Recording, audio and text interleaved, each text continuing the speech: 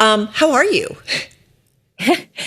Carol, we feel great about the quarter that we printed. I think we're very focused on the fundamentals. And are we doing two things? Are we expanding our share gains in a category that, as your team covered, is complex right now and challenging?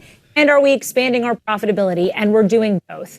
So in that, print on Q1, we showed that 7.4% net revenue growth. We think that's on a category that was down sort of low singles, so a really nice share spread to the category. And then you saw really strong flow through to EBITDA. That was our highest Q1 adjusted EBITDA margin since 2021. And so I think you're really seeing the strength of the model there. So we feel great about the quarter. Kate, I just want to say, first of all, thank you for getting the memo so that we kind of match here. I'm really happy about that. I love it. Blue is the theme. Cerulean, I love it. Hey, listen, one of the things I wanted to ask you about, you've been at Wayfair for more than a decade. You're interim CFO since May of 2022, after those heady and exuberant days of the pandemic. Tough time, we know, for the global economy, the U.S. economy, but everyone was buying so much for their homes. And then we had that reset. And I think we've all now can look back at that time and say that was the anomaly. That was the unusual time. We've seen the reset. You've seen your share of cycles, though, I guess is what I want to point out to. Yes. Tell us about the consumers right now. We've been talking about they're in a pinch. Gas prices are higher. Other things are higher. They're holding back. Tell us about what you saw with the consumer.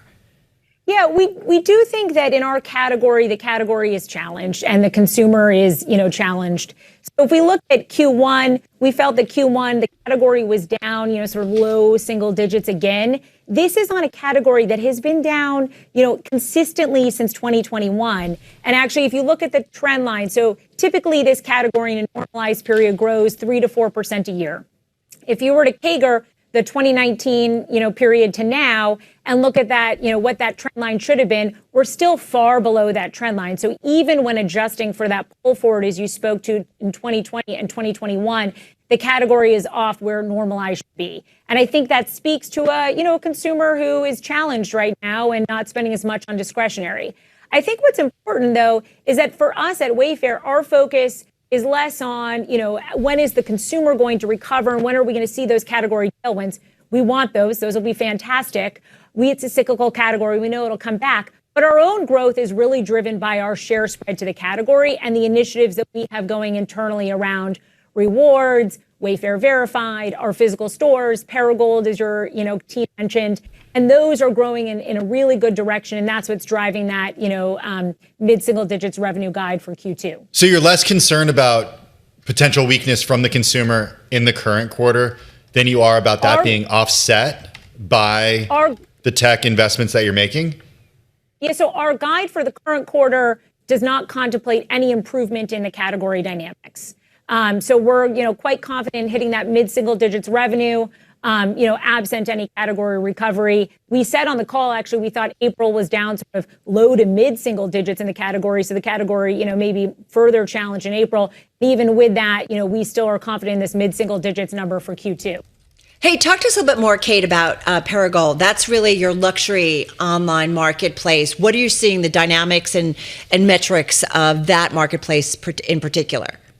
Yeah, I think there's been a lot of discussion around the K-shaped economy. And certainly where we see that play out is with Perigold, which is, as you pointed out, Carol, our luxury brand. We also have our specialty retail brands, so Joss & Main, Birch Lane, All Modern, and those play a bit above mass, not quite at the luxury level, but above mass. And all of those brands are doing quite well. They're growing very nicely. Now, those are small brands, so Wayfair.com has to be growing nicely, too, to get, that 7.4% comp. But we are seeing strength in the higher end for sure. What about when it comes to the pro business? Yeah, that's a great question. Appreciate you asking about that. The B2B business is actually held in quite nicely. Last time we gave a stat on that, I think we said it was around $2 billion. That's an important category for us. One we can continue to grow. That's a place where I'd say our ability to continue to improve the site has sort of nicely added to how the consumer engages in that category. So the pro consumer, for example, wants, consolidated delivery, all of the products arriving together versus piecemeal. They want to be able to plan projects on the site. And these are things that we've rolled out over the last year or so to really help that shopper in that category who tends to be a designer or a contractor. So, when you're talking about the different aspects of the business, Kate, and I want to go back to, all right, so some weakness now, in terms of what we just saw for the last quarter, but you guys seem to have confidence about momentum for the second quarter. Is that fair? Yeah, I think what you're hearing from us is, we know the category's under pressure. We've been, as you pointed out, we've been operating in a challenging category for a few years now. And what we're seeing is the benefits of several different initiatives that we've launched over the last year plus, really hitting and combining together. And that is what is sort of driving this share acceleration. And, one of the things too, Kate, I wanted to dig into, we've talked with you about this. I mean, and everybody talks about, housing, it's not been great, right? People aren't buying homes. But the last time we caught up with you, or I think we've talked about it in the past, about the refresh cycle. Is that where you're really seeing a lot of activity? I know we have been in a house for a long time, and we are doing some refresh work overall. But I'm just curious, give us some context and color around that. Well, I hope you're shopping the sites, Carol, as you're doing the refresh.